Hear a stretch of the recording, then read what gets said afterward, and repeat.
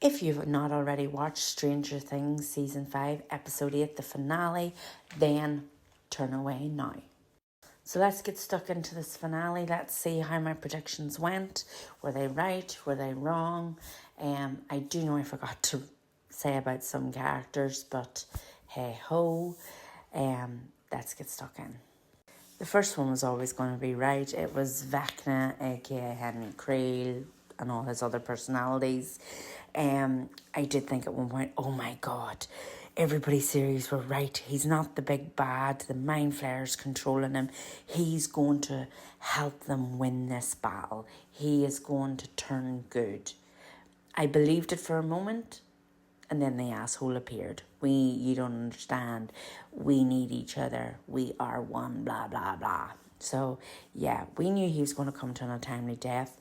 I did expect a bit more, but I loved Joyce cutting off his head. I thought that was just brilliant. How dare you do this to my family? You messed with the wrong effing family. Loved it. I thought that was a real moment for Joyce.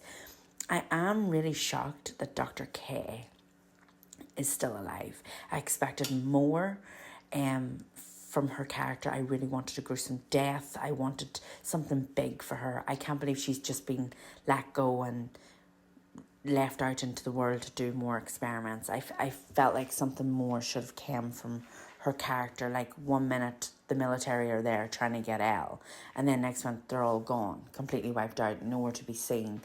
I felt like something was lacking in terms of how things ended with her character.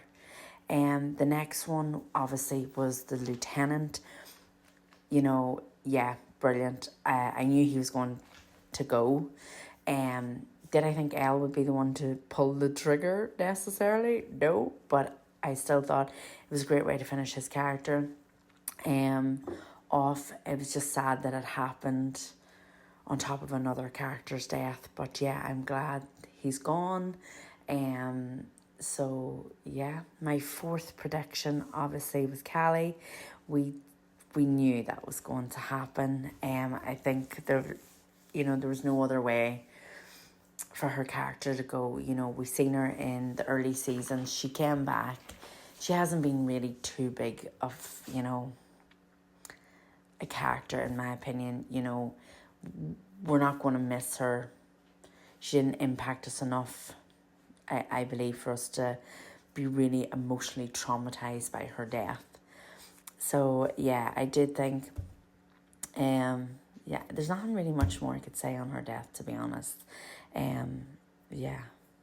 So the next one I predicted was Elle, and obviously there's a debate over this. Is it right?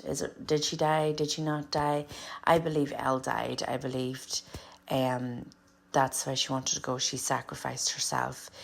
I do believe that at the end, that was Mike telling the story of how he chooses to believe that she died or that she didn't die.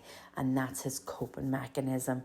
When people die in our lives, we all have coping mechanism. And to me, that was Mike's way of trying to move forward and trying to believe she's out there somewhere. Now, I could be wrong. She could be out there, but I just believe she made that sacrifice for the future, and so no other kids like her could be created. So the Henry situation could not occur again. But everybody's going to have a different opinion on that. As I said, I always said she came in a hero, she'll go out a hero, and I still kind of stand by that. I think that ending storyline is a bit to have fans maybe thinking, could there be a sequel with Elle out in the world or something? I don't know, but we'll see. And lastly, I'm so glad I got this wrong. I am so happy that he did not die.